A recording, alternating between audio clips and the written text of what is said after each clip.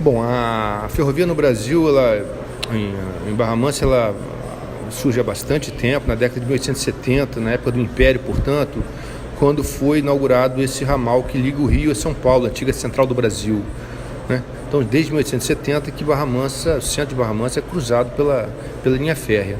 Algum tempo depois, algumas décadas depois, se inaugurou um outro ramal, que é o ramal de Minas, né, que a gente chama de trem mineiro, que ligava o interior do país, a região de Minas, ao Porto de Angra.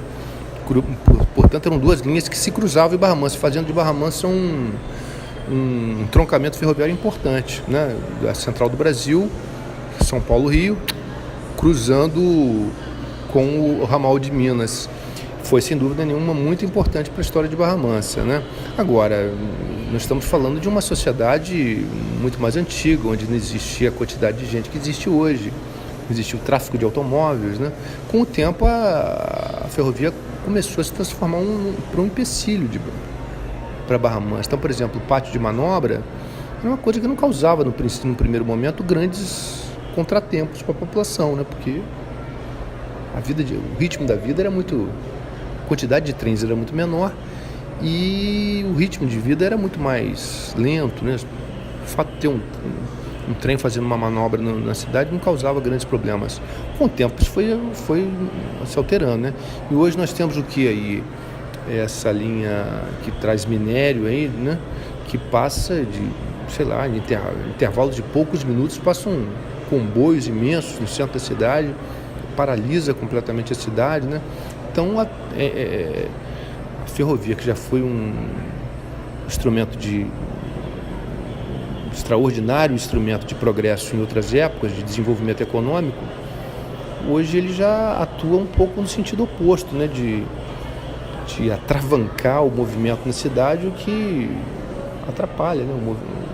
A própria economia municipal, né? Muito obrigado. Meu nome é Sônia Vieira, tenho 42 anos e faço parte de uma família que perdeu um de seus entes em um acidente na linha do trem. Quando isso aconteceu, alguns anos atrás, foi muito discutido de quem seria a culpa.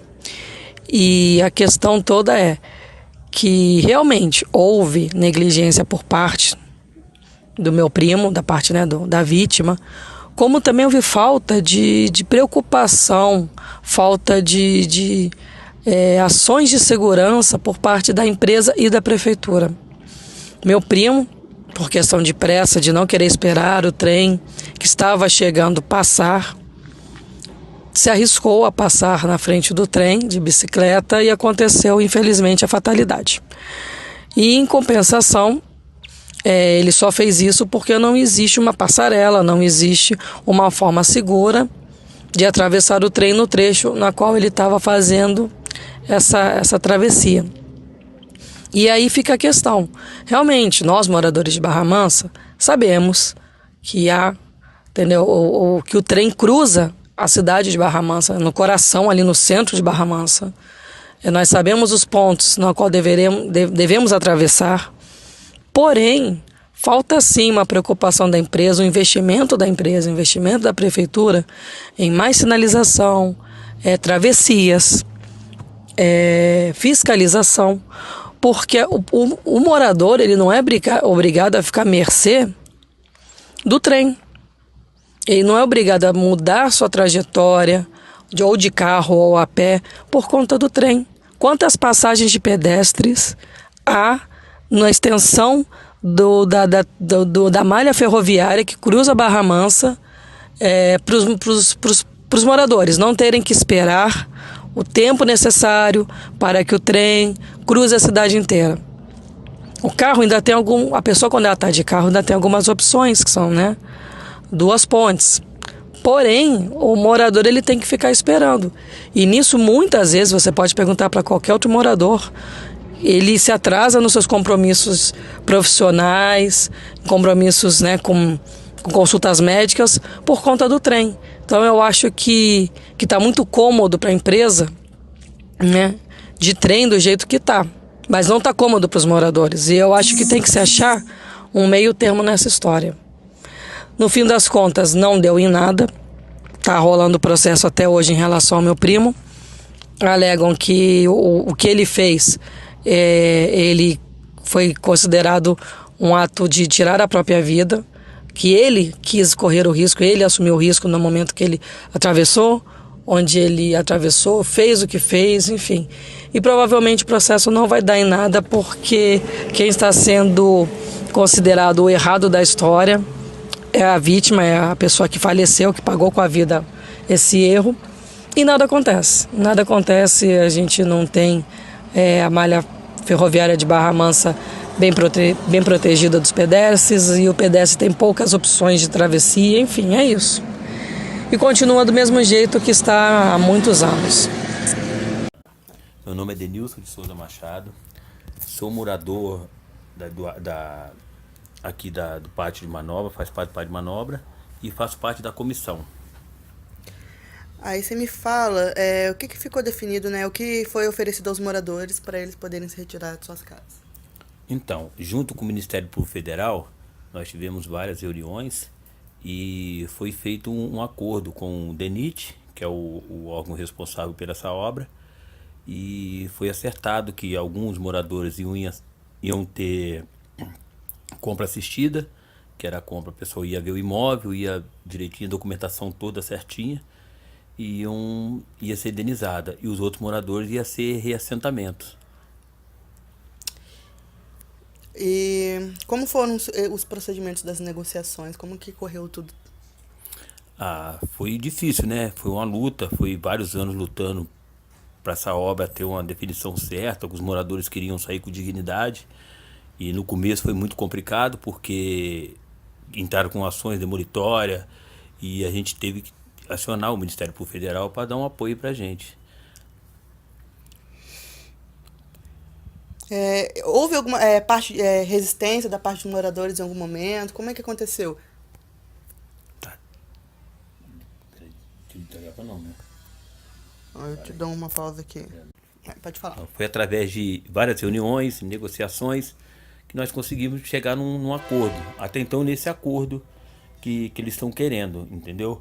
Porque as pessoas quem tem direito à indenização, receber indenização, e que tem direito a reassentamento, ser reassentada. Mas foi por uma luta dos moradores que Com certeza, foi os moradores junto com o Ministério Público Federal. O Ministério Público Federal deu uma força enorme pra gente, junto com a defensoria, com o doutor, do Ministério Público Federal, o doutor Júlio, e da defensoria com o doutor Rodrigo, que não se encontra mais, foi para Juiz de Fora.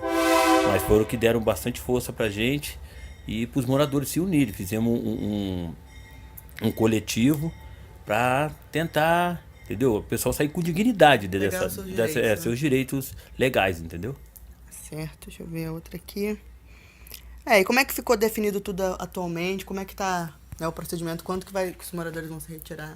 Então, aí teve outras reuniões junto com o Ministério Público, com o DENIT, e a gente está aguardando, porque a posição de quanto vai começar a obra, né, que está assinando, os moradores assinarem o documento do TAC, para começar esse andamento dessa obra, entendeu?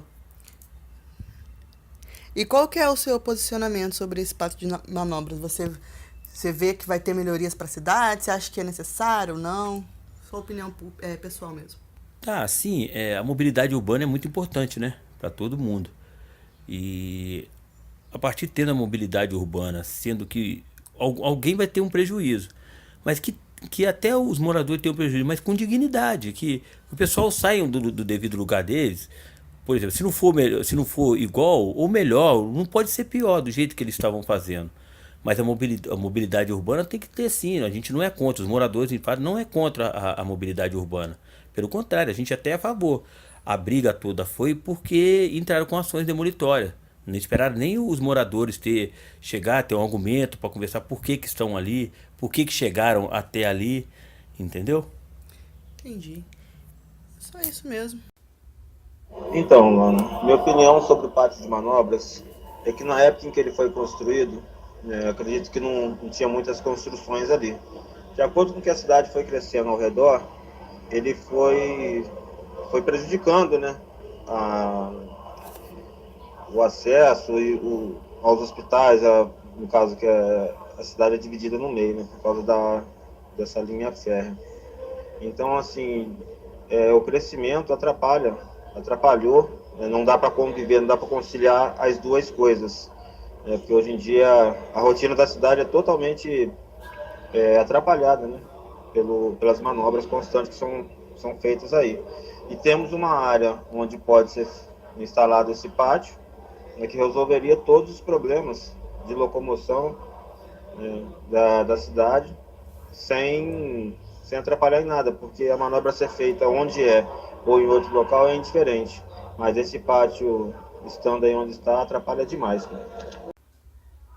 Na minha opinião, não é prejudicial, mas prejudica, sim, outras pessoas. Como eu não sou uma pessoa muito apressada, eu tenho tempo para esperar, então tem outras pessoas que não. Mas, na minha opinião, não atrapalha tanto, no meu caso, né? Então, eu acho que ao mesmo tempo que é prejudicial, não é, porque a falta do pátio de manobras atrapalha bastante. Mas se tirar as linhas férreas, muita gente vai perder o emprego.